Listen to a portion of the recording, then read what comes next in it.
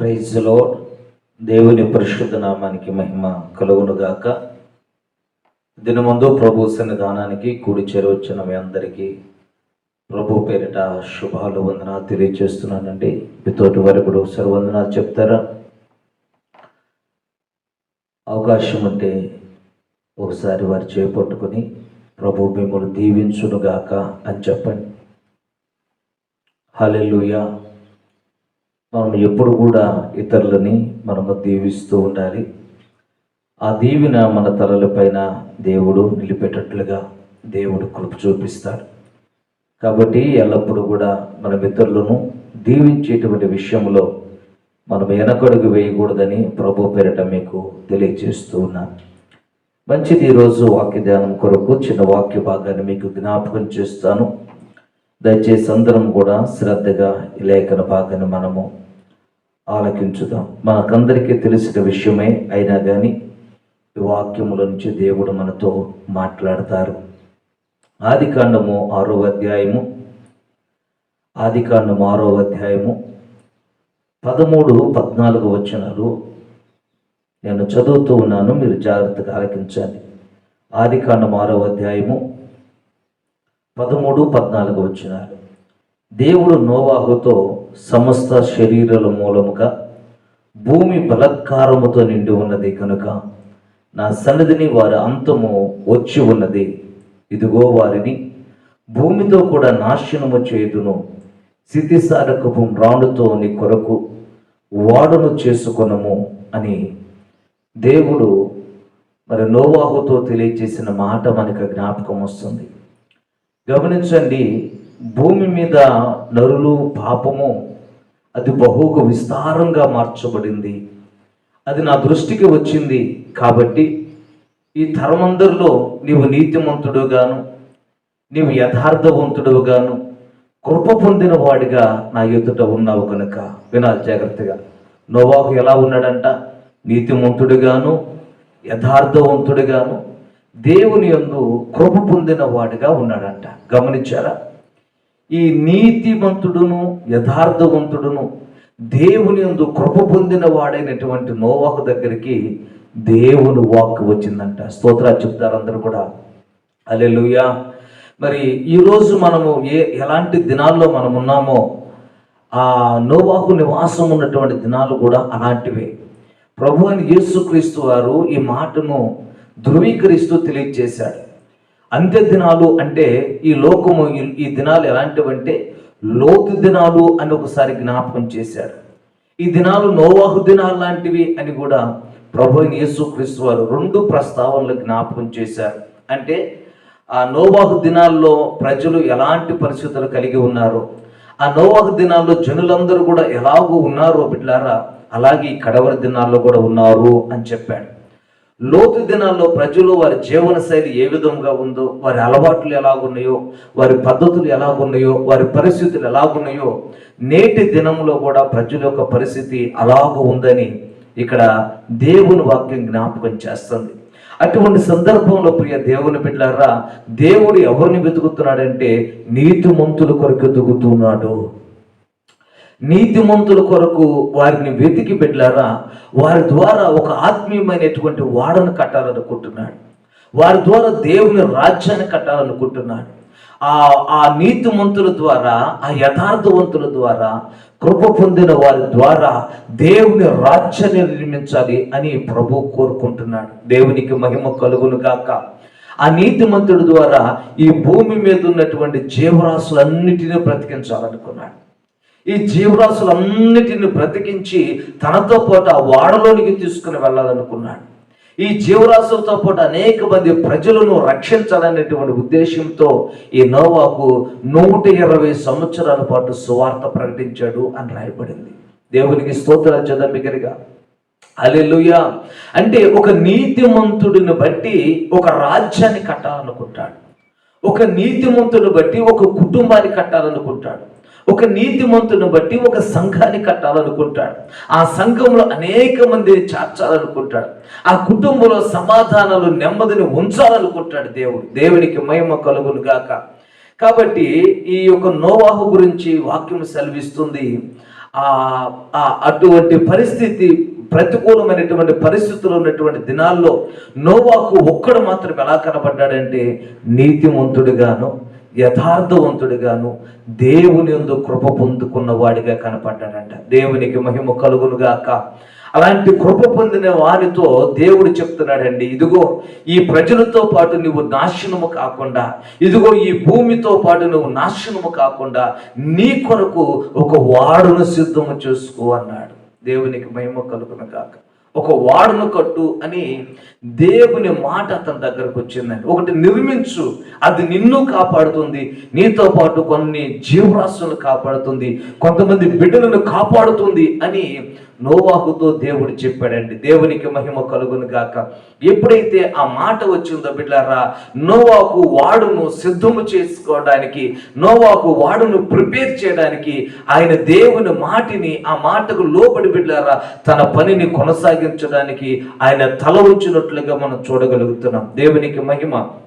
హల్లెలూయా. అటువంటి సందర్భంలో వాడు కట్టమన్నాడు కదా, ఇదిగో ఈ తరంలో నేనే నీతిమంతుడిగా ఉన్నాను కదా అని నోవాహు తన ఇష్టం వచ్చినట్లుగా, తన ఆలోచన ప్రకారంగా, తన చిత్తము ప్రకారముగా నోవాహు వాడ కట్టడానికి ఆయన సిద్ధపడిపోలేదండి.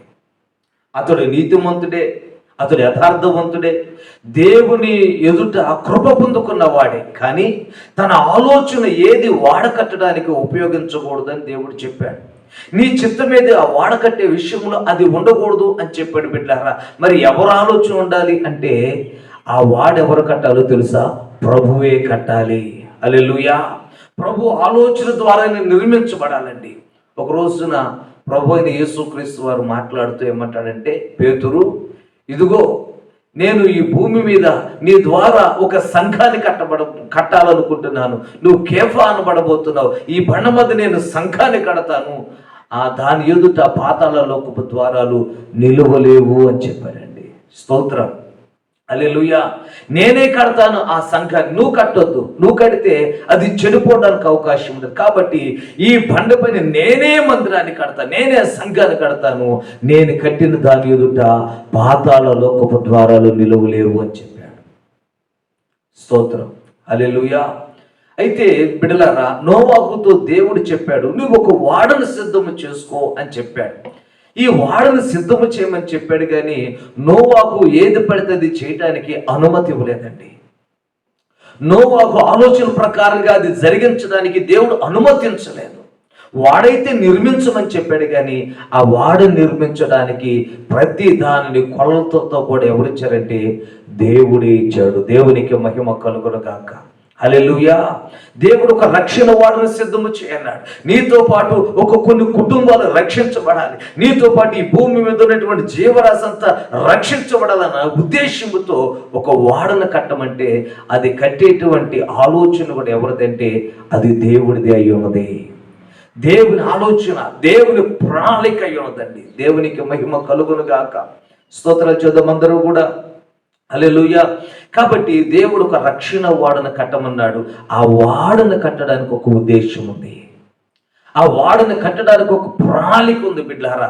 దేవుడు ఎవరిని అనుకుంటాడు అంటే దేవుని ఎదుట నీతిమంతులను, యథార్థవంతులను, దేవుని యందు కృప పొందుకున్న వారి యొద్దకి ఈ యొక్క మాట వస్తుందండి. హల్లెలూయా.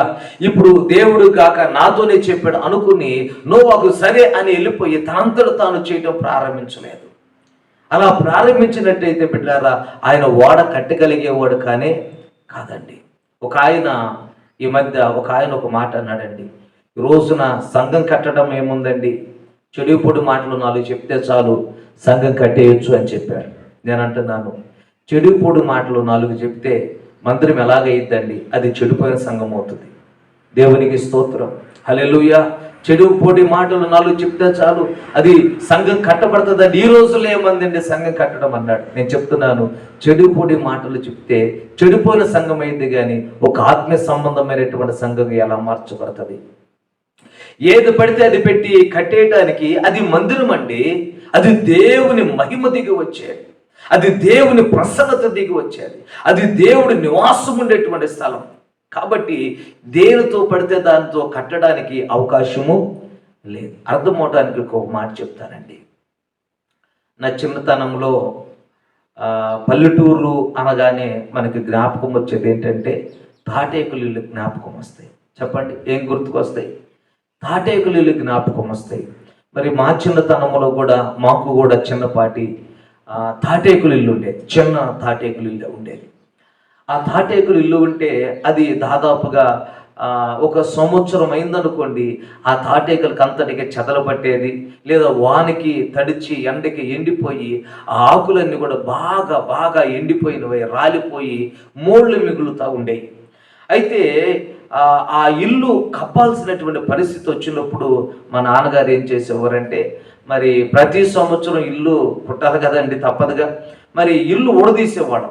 ఇల్లు ఊడదీస్తే దాదాపు ఇంటికి 2000 ఆకులు దాకా పట్టాయి. 1500 పైనుంచి 2000 ఆకులు దాకా పడతాయి ఇల్లు కట్టడానికి. వినండి జాగ్రత్తగా, ఇల్లు కుట్టడానికి 2000 ఆకులు దాకా పడతాయి. అయితే ఆ దినాల్లో అంత స్తోమత ఏం లేదండి. ఒకవేళ కొన్ని చోట్ల ఊరిని ఆకు నరుక్కుని వచ్చినా కానీ అది కట్టడానికి కుట్టడానికి కూడా స్తోమత లేనటువంటి పరిస్థితులు.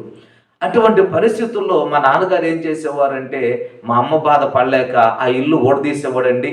ఆ ఇల్లు ఊడదీసి ఆ పెండు కట్టు కూడా సరిగ్గా చేసేవాడు కాదు, ఆ నెట్టాళ్ళు కూడా సరిగ్గా ఉండేవి కాదు, ఏమండి ఆ దూరాలు కూడా సరిగ్గా ఉండేవి కాదు, ఆ ఆకులు కూడా సరిగ్గా ఉండేవి కాదు. మహా అయితే 300 400 ఆకు కొనుక్కొచ్చేవాడండి. 2000 ఆకుకి 300 400 ఆకు కొనుక్కొచ్చేవాడు. ఈ 300 400 ఆకు కొనుక్కొచ్చి ఏం చేశాడంటే, ఉదయాన్ని కూడా తీసేసేవాడు, సాయంత్రానికి కుట్టేసేవాడు అండి. సాయంత్రానికి కంప్లీట్ అయిపోయేది. ఎలా చేసేవాడు అంటే, పాతవి కొన్ని తీసుకునేవాడు, కొత్తవి కొన్ని ఉండేవి, మొత్తం కలిసి ఎట్టయితే ఇల్లు కుట్టేసేవాడు అండి. ఆ మురేలతోనే ఇల్లు కుట్టేసేవాడు. విచిత్రం ఏంటంటే, ఆ సాయంకాలకే కానీ ఒకవేళ వానొచ్చినట్లయితే బయట ఎలాగుందో ఇంట్లో కూడా అలాగే ఉండింది. అంటే మీకు అర్థమై ఉంటుంది. దేవునికి స్తోత్రం. అంటే బయట ఎంత వర్షం పడుతుందో ఆ వర్షం అంతా ఎక్కడ ఉండేది అంటే ఇంట్లోనే ఉండేది. అందరూ ఎగతాళి చేయటమేనండి. అందరూ ఎగతాళి చేసేవాడు. అరే ఈడు చూడరా ఎట్ట గుట్టాడు ఇల్లు అని అందరూ ఎగతాళి చేసినవాడు. ఎందుకని అంటే ఆ రోజు అప్పుడున్నటువంటి లేమి అలా చేసేదండి. అయితే ఆయన అనుకునేవాడు, ఇల్లు కుట్టడం ఏముందో, ఏదో ఒకటి అడ్డం పెట్టేది ఇల్లు అయిపోయింది అనుకునేవాడు.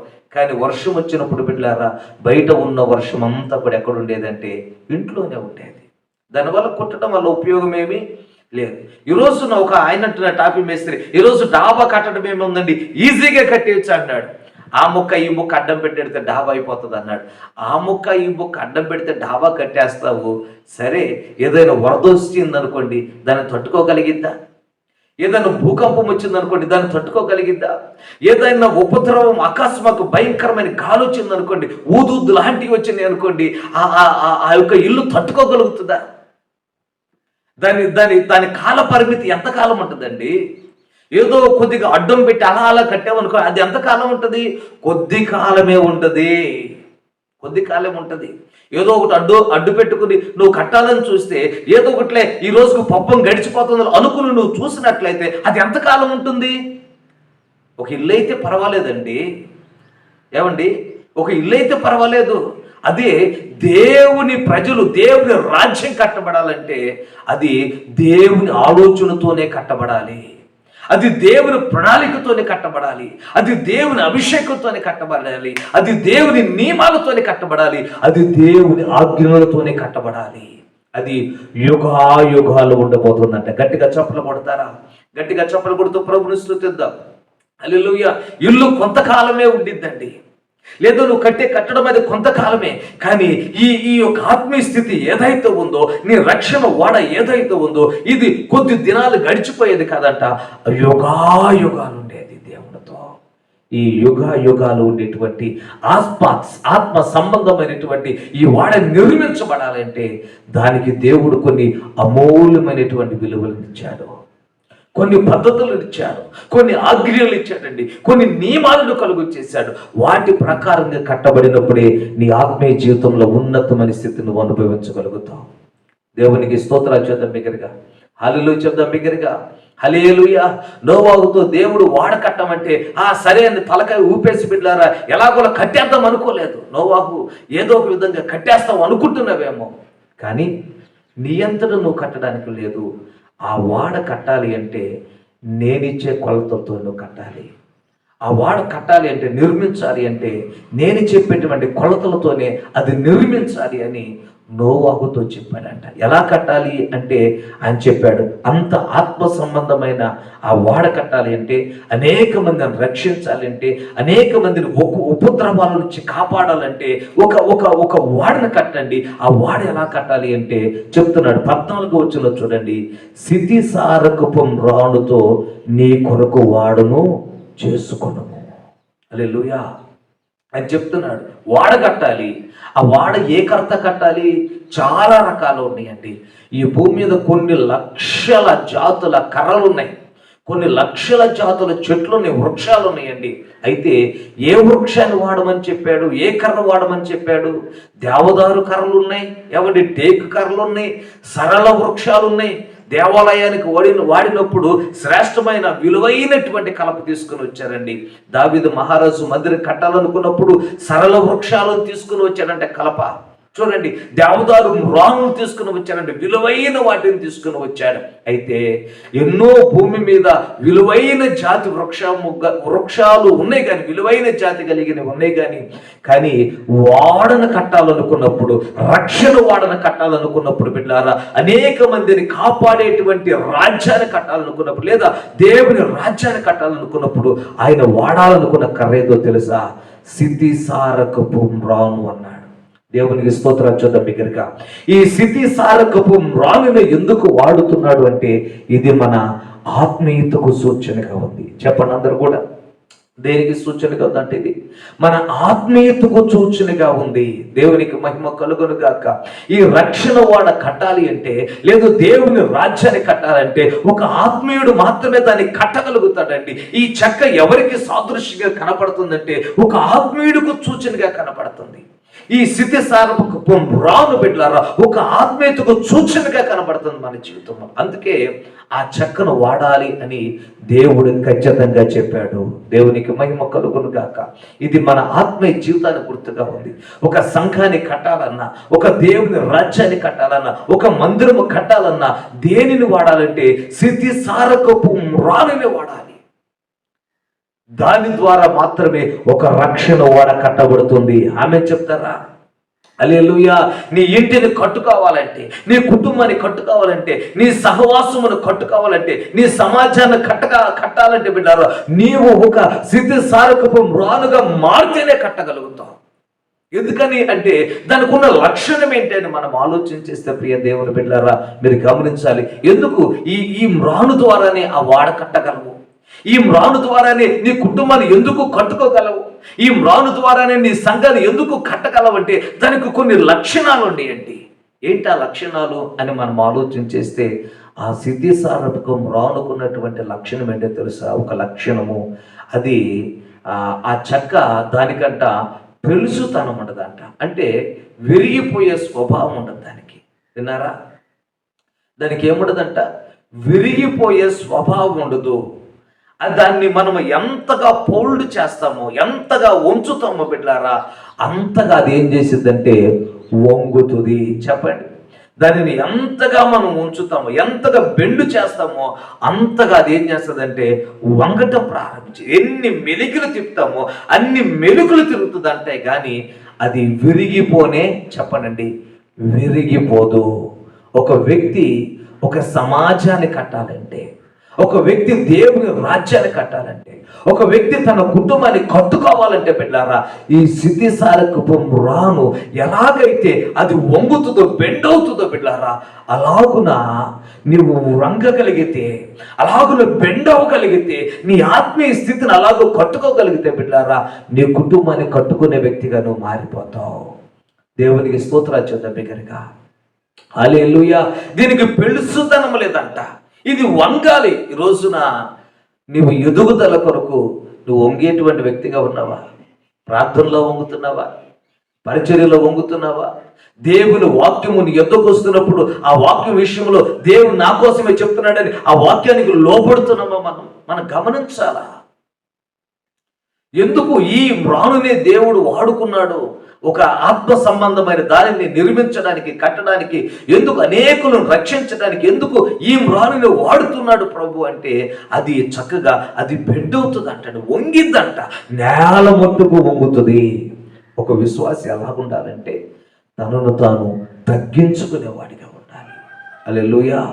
తనను తాను తగ్గించుకునేవాడు హెచ్చించబడతాడని వాక్యం ఉంటుంది.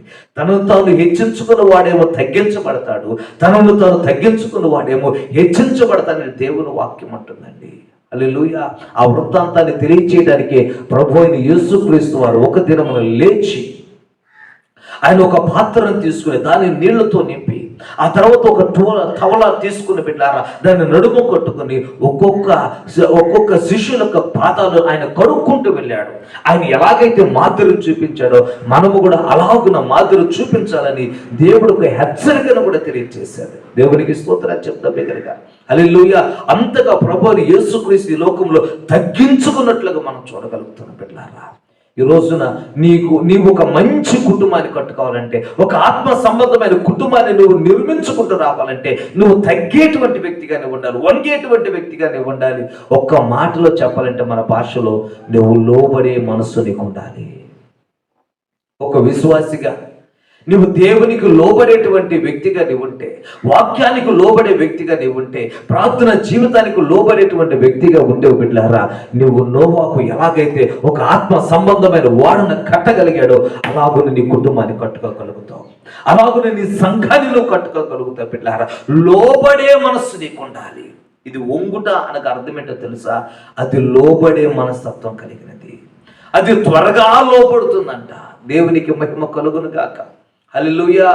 ఒక వ్యక్తిగా నీ కుటుంబాన్ని నువ్వు కట్టుకోవాలి అంటే బిడ్డలారా, నీవు దేవునికి లోబడేటువంటి వ్యక్తిగా ఉండాలి, సంఘానికి లోబడేటువంటి వ్యక్తిగా ఉండాలి. ఈ లోబడే మనస్తత్వం ఎప్పుడైతే నీ జీవితంలో ఉంటుందో బిడ్డలారా, నీ కుటుంబాన్ని నువ్వు కట్టుకోగలుగుతావు, నీ సంఘాన్ని ఒక మంచి సంఘంగా కట్టగలుగుతావు, నీ సమాజాన్ని మంచి సంఘముగా తీర్చిదిద్దగలుగుతావు.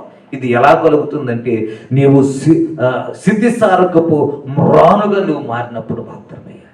దేవునికి మహిమ కలుగును గాక. ఒక దైవజనుడిగా నేను చెప్తున్నానండి, ఒక దైవజనుడిగా నేను కోరుకుంటున్నాను, నీవు ఒక సిద్ధిసారకపు మ్రానుగా మారినంత కాలము ఒక ఆత్మ సంబంధమైన కుటుంబంగా నువ్వు కట్టబడలేవు, ఒక ఆత్మ సంబంధమైన సంఘముగా నువ్వు ఉండలేవండి, సమాజంలో నువ్వు మంచిగా ఉండలేవు పొరపాటును కూడా. అందుకే దేవుడు చెప్పాడు, నువ్వు ఒక మంచి వాడను కట్టాలి అంటే నువ్వు ఎలా ఉండాలో తెలుసా? సిద్ధిసారకపు మ్రానుగా నువ్వు మారాలి. దేవునికి మహిమ కలుగును గాక. అబ్రహాం గురించి ఆదికాండంలో మనం చదువుకుంటే 24వ అధ్యాయంలో అబ్రహాము అన్ని విషయాలలో ఆశీర్వదించబడ్డాడంట. అన్ని విషయాలలో ఆశీర్వదించబడ్డాడండి.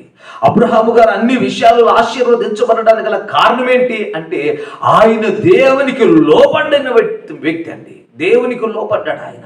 దేవునికి లోబడి అంటున్నాడు, దేవుడు వేటిని విడిచిపెట్టమన్నాడు వాటిని విడిచిపెట్టేశాడు, బంధువులు విడిచిపెట్టమంటే విడిచిపెట్టాడు, లోకాన్ని విడిచిపెట్టమంటే విడిచిపెట్టాడు, తనకున్న సమస్తాన్ని విడిచిపెట్టమంటే విడిచిపెట్టాడు. అది లోబడడం అంటే. ఏది దేవుడు వద్దన్నాడు దాన్ని వదిలిపెట్టేశాడండి. నాకు వద్దు అనుకున్నాడు ఆయన. హల్లెలూయా. దేవుడు విడిచిపెట్టమన్న వాటిని విడిచిపెట్టుటయే దేవునికి లోబడుట. అందుకే సాయి అన్నాడు, నన్ను వెంబడించేటువంటి వ్యక్తి తన తల్లినైనను, తన తండ్రినైనా, తన భార్యనైనను, తన పిల్లలనైనను విడిచిపెట్టకపోతే నాకు శిష్యుడిగా ఉండలేడు అన్నాడు. అంటే దేవుడు వేటిని విడిచిపెట్టమన్నాడో వాటిని విడిచిపెట్టుటయే లోబడుట అని అర్థం. ప్రియ దేవుని బిడ్డలారా, 24వ అధ్యాయంలో అబ్రహాము అన్నిటిని విడిచిపెట్టి దేవునికి లోపడ్డాడు కనుక అబ్రహామును అన్ని విషయాలు ఏం చేశాడు తెలుసా? ఆశీర్వదించాడంట. గట్టిగా చప్పట్లు కొడతారా? హల్లెలూయా. అన్నిటిని విడిచిపెట్టాడు కనుక అబ్రహామును ఆశీర్వదించాడండి. ఒక రోజున 100వ సంవత్సరం వచ్చేసింది. అబ్రహాముకి దేవుడు ఆ వాగ్దానం చేసినట్లుగా ఒక కుమారుని ఇచ్చాడు. ఆ తర్వాత కొన్ని దినాలు గడిచినాయి, కొన్ని రోజులు గడిచినాయి. అబ్రహాం దగ్గరకు వచ్చి అన్నాడు, అబ్రహామా నీ ఏకైక కుమారుని కూడా నాకు ఇస్తావా అన్నాడు. అంటే పిల్లలు పుట్టిన తర్వాత తన మనసు మారిందేమో అనుకున్నాడేమో, నాకు తెలియదండి. పిల్లలు చూసారా, ఉద్యోగం రాకమునుపు అయ్యా నాకు ఉద్యోగం కోసం ప్రార్థన చేయనంట. ఉద్యోగం వచ్చిన తర్వాత ఏమండి, ఉద్యోగాన్ని ప్రేమించి దేవుని సన్నిధికి వచ్చేవారు ఎవరున్నారు? ఉద్యోగాన్ని ప్రేమించి ప్రార్థన చేసేవారు ఎవరున్నారు? ఈ రోజున చాలా అరుదుగా కనబడతారు. ఒకవేళ ఆ ఉద్యోగాన్ని ఎక్కువగా ప్రేమిస్తున్నావా, నన్ను ఎక్కువగా ప్రేమిస్తున్నావా అన్నట్లుగా అబ్రహాముతో అన్నాడేమో, నీ ఏకైక కుమారునిగా నాకు ఇచ్చేవంటే అప్పుడు కూడా దేవుడికి లోపడ్డాడండి అబ్రహాము. ఏకైక కుమారుడు కన్నా ఇవ్వటానికి వెనుతీ లేదండి అబ్రహాం గారు. అప్పుడు కూడా దేవునికి ఆయన ఏం చేశాడంటే లోపడ్డాడు కనుక అతన్ని బట్టి తన వంశావళి అంతటిని కూడా ఆశీర్వదించడం ప్రారంభించాడు. హల్లెలూయా, స్తోత్రాలు చెప్దాం. హల్లెలూయా. నీకు లేనప్పుడు లోపడటం కాదు, నీకు అన్ని కలిగి ఉన్నప్పుడు కూడా నువ్వు లోపడే మనస్తత్వం కలిగి ఉంటే దేవుడు అన్నాడు, నీవు ఒక ఆత్మ సంబంధమైన కుటుంబాన్ని కట్టే వ్యక్తిగా మారుతావు. నీ కుటుంబం ఒక ఆత్మ సంబంధమైన కుటుంబంగా మార్చబడింది. నీ సంఘం ఒక ఆత్మ సంబంధమైన సంఘముగా మార్చబడుతుంది అని దేవుని వాక్యం సెలవిస్తుంది. ఏ వ్యక్తి అయితే లోబడే మనస్తత్వం ఉంటాడో ఆ వ్యక్తి స్థితి సారముగా ఆ వృక్షముగా మార్చబడతాడు. బిడ్డలారా, ఆ వ్యక్తి సమాజాన్ని కట్టగలుగుతాడు, సంఘాన్ని కట్టగలుగుతాడు, తన కుటుంబాన్ని కూడా కట్టగలుగుతాడు, అనేక మందిని రక్షించేటువంటి వ్యక్తిగా మారతాడు. హల్లెలూయా. ఈ భూమి మీద నాశనం రాబోతుంది. అనేక మందిని కట్టేటువంటి వ్యక్తిగా, దైవ రాజ్యాన్ని నిర్మించే వ్యక్తిగా నువ్వు మారాలంటే స్థితిసారకపు రానుగా మారితేనే నువ్వు ఈ దేవుని సంబంధమైన రాజ్యాన్ని కట్టగలుగుతావు. దేవునికి మహిమ కలుగును గాక. హల్లెలూయా చెప్దాం. హల్లెలూయా. కాబట్టి బిడ్డలారా, ఒక ఆత్మ సంబంధమైన వాడను కట్టాలి అంటే, రక్షణ వాడను కట్టాలంటే, ఆ వాడలు అనేక మంది రక్షించేటువంటి వ్యక్తిగా ఉండాలంటే స్థితిసారకపు రానుగా మారినప్పుడు మాత్రమే అది సాధ్యమవుతుంది. హల్లెలూయా. దానికి ఉన్నటువంటి ఆ లక్షణం ఏంటి? ఆ చెట్టు కంటే ఒకటి, అది లోబడే గుణము కలిగినటువంటిది. హల్లెలూయా చెప్దామా. హల్లెలూయా. రెండోదిగా దేవుని వాక్యం సెలవిస్తుంది బిడ్డలారా, దానికి ఉన్నటువంటి మరొక లక్షణం ఏంటంటే అది త్వరగా కాదండి, దానికి అసలు పురుగే పట్టదంట. చెప్పండి, ఏ పట్టదు? దానికి పురుగు పట్టదు. ఈ రోజున చాలా రకాల చెట్లు ఉన్నాయండి. ఆ చెట్లకి ఎక్కడ చూసినా మనకి ఏం కనపడుతుంది అంటే పురుగు కనపడుతుంది. ఒకటి బయట నుంచి వచ్చి పురుగు పడుతుంది, కొన్ని చెట్లకి ఏమో లోపల పురుగు తయారైపోతూ ఉంటుంది. ఈ చెట్టుకున్నటువంటి లేదా ఈ చెక్కకున్నటువంటి స్వభావం ఏంటంటే అది పురుగు పట్టనిదంట. ఆ చెట్టు, ఆ చెక్క ఎన్ని సంవత్సరాలు ఉన్నా, అది వానకి తడిచిపోయిన, మంచుకు నానిపోయిన, ఎండకి ఎండిపోయినా కానీ దానికి ఉన్న స్వభావం ఏంటంటే అది పురుగు పట్టదంట.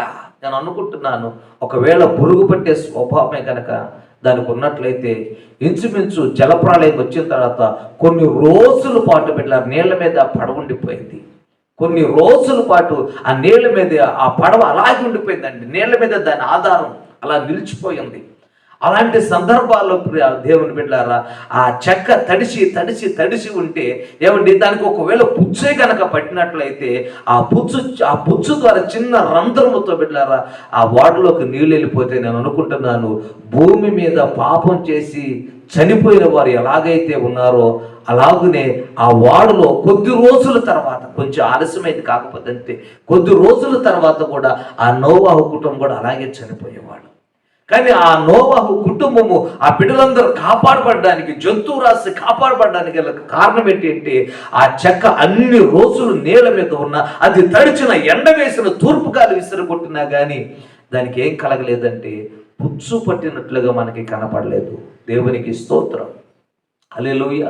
దానికి పుచ్చు పట్టలేదండి, పుచ్చు లేని స్థితి దానికి. అందుకే అది ఆ వాడులో ఉన్నటువంటి బిడ్డలు ఏం చేయబడ్డారంటే కాపాడబడ్డారు. ఈ రోజున మనం ఎందుకు ఆత్మ సంబంధమైన వ్యక్తులుగా మనం ఎదగలేకపోతున్నామంటే కొద్ది రోజులు బిడ్డల ఆత్మీయంగా ఎదిగిన తర్వాత మన జీవితాలకు పుచ్చు అనేటువంటిది ఎంటర్ అయిపోతుంది. అది రకరకాలుగా ఉంటుంది.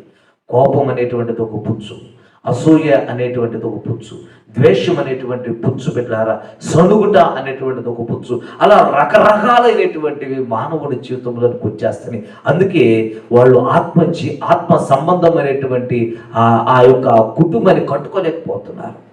ఆత్మ సంబంధమైనటువంటి సంఘముగా వారు నిలబడలేకపోతున్నారు. కొద్ది రోజులు బాగానే సాగుతుంది మందిరము, ఆ తర్వాత కొద్ది రోజులు అనేకమైన సమస్యలు చేస్తాయి. కారణం ఏంటి అంటే పుచ్చు పడుతుందండి. ఒక మాట చెప్తున్నాను, ఒక సంఘానికైనా, ఒక కుటుంబానికైనా, ఒక విశ్వాసికైనా పుచ్చు పట్టడానికి గల కారణం ఏంటి అంటే దానికి, ఆ సంఘానికి బిడ్డలారా, ఒక అభిషేకం లేదు. ఏ సంఘం అయితే అభిషేకం కలిగి ఉంటుందో, దేవుని ఆత్మ కలిగి ఉంటుందో బిడ్డారా, దానికి పుచ్చు పట్టడానికి అవకాశము లేదండి. ఆ సంఘం ఎప్పుడు కూడా పుచ్చులోనికి పడదు. కారణం ఏంటంటే దేవుని మహిమ ఉంటుంది. అర్థం అవడానికి ఒక మాట చెప్తాను, ఈ మాట చెప్పి నేను ముగిస్తానండి. దేవుడు చెప్పినటువంటి మాట ఏంటంటే, అయ్యా అరణ్యములో ఉన్నారు కాబట్టి దేవదూతలు తినేటువంటి మన్నా నేను మీకు ఇస్తున్నాను అని చెప్పాడు. ఆ మన్నా ఇచ్చేటప్పుడు అన్నాడు, ఏ రోజు మన్నా ఆ రోజు మీరు సమకూర్చుకోండి అన్నాడు. ఒక మన్నా దానికి ఉన్న డేటు, దానికి ఉన్న సమయం ఎంత అంటే, ఒక రోజు దేవుడు చెప్తున్నాడు, ఏ రోజు మన్నా ఆ రోజు కూర్చుకోండి అన్నాడు. ఆ మన్నాకు ఉన్నటువంటి కాల వ్యవధి అంత అంటే 24 గంటలు. 24 గంటలు గడిచినాయి అనుకోండి, ఆ మన్నా ఏమైపోతుంది, మరుసటి రోజుకి అది కుళ్ళిపోతుంది, కంపు కొడుతుంది, పురుగులు పడుతుంది. కాబట్టి ఏ రోజు కావలసిన మన్నా ఆ రోజు కూర్చుకోండి అన్నాడు. దాని కాల వ్యవధి ఎంత అంటే 24 గంటలు. ఆ తర్వాత మరొకసారి ఆయన చెప్తా అన్నాడు, ఇదిగో రేపటి రోజున విశ్రాంతి దినము కనుక, రేపటి రోజున మీరు పని చేయకూడదు కనుక రేపటి కూడా ఈ రోజే కూర్చుకోండి అన్నాడు. దీని కాల వ్యవధి ఎంత అంటే 48 గంటలు, అంటే 2 రోజుల పాటు ఉంటుంది. ఆ 2 రోజుల తర్వాత ఏమైపోతుంది అంటే ఆటోమేటిక్గా అది ఏమైపోతుంది, కుళ్ళిపోతుంది. ఆటోమేటిక్గా దానికి పుచ్చు పట్టింది, పురుగు వచ్చేస్తుంది, అది వాసన కొడుతుంది, తినడానికి దానికి అవకాశము ఉండదండి. ఆ తర్వాత ఆయన చెప్పినటువంటి మాట తెలుసా, ఆయన ఒక రోజు మోషేతో చెప్తున్నాడు, బంగారు పళ్ళెములోనికి నువ్వేం చేస్తావో తెలుసా, ఈ మన్నాను తీసుకో, ఈ బంగారు పళ్ళెములోనికి తీసుకున్నటువంటి మన్నాను ఎక్కడ పెట్టాలో తెలుసా, దేవుని మందసములో పెట్టు అన్నాడు.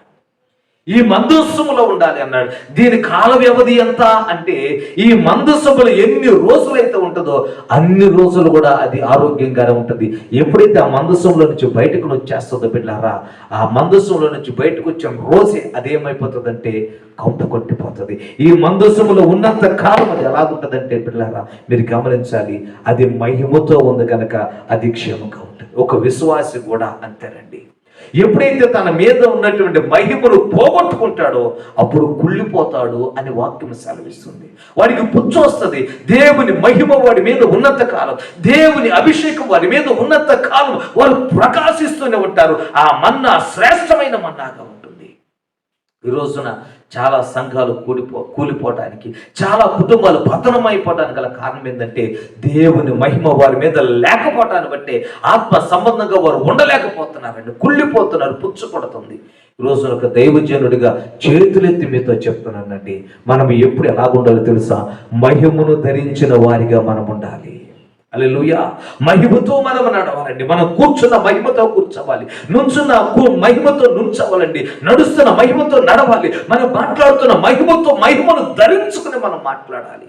అప్పుడు మన కుటుంబాలు ఒక ఆత్మ సంబంధమైన కుటుంబాలుగా కట్టబడతాయి.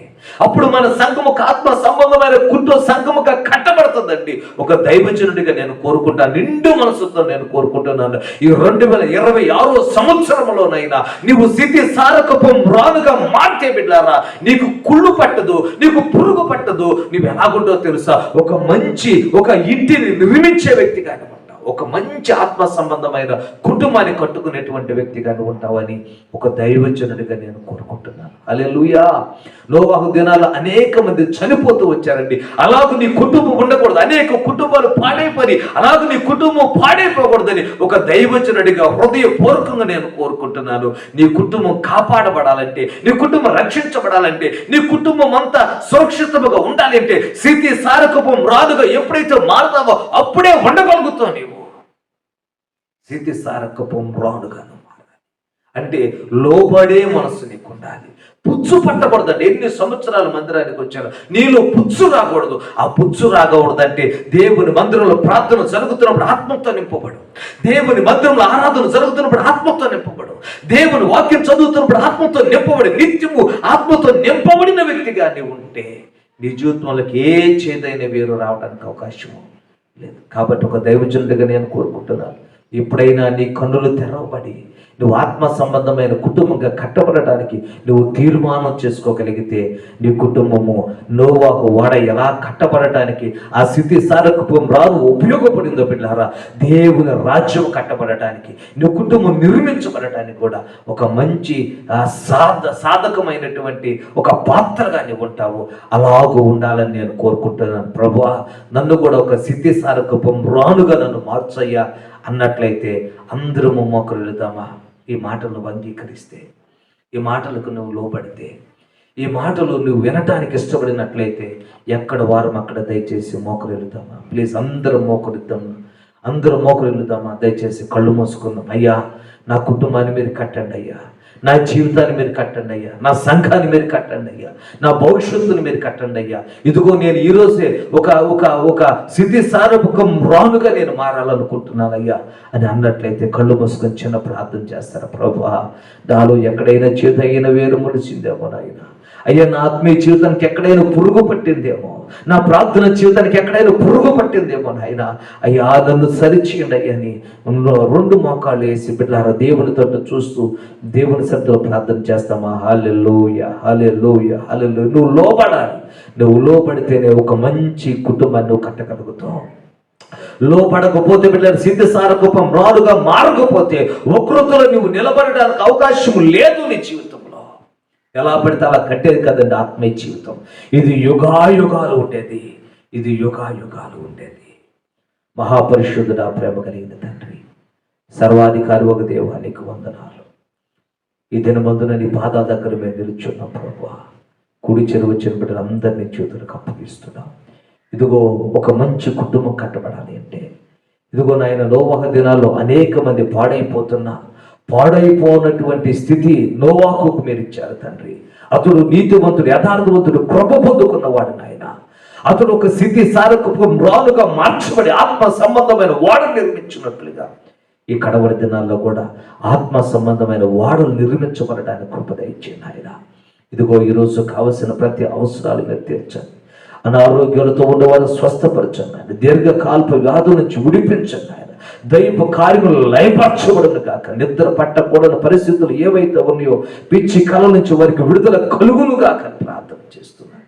మంచి నిద్రను వారికి కలుగు చేయండి, ఆదరణ కలుగు చేయండి ఆయన. చదువుకుంటున్న బిడ్డలకు మీరు తోడుకునండి, జ్ఞాన వివేకాల బిడ్డలకి ఇవ్వండి నాయన. మరలా నీ సన్నిధికి వచ్చి నేను నామాన్ని కనపరచు వరకు కృపాక్షేమాలు మాతో వచ్చి మీరు నడిపించండి. యేసు నామములో ప్రార్థన చేసి అడిగి పొంది ఉన్నాము తండ్రి.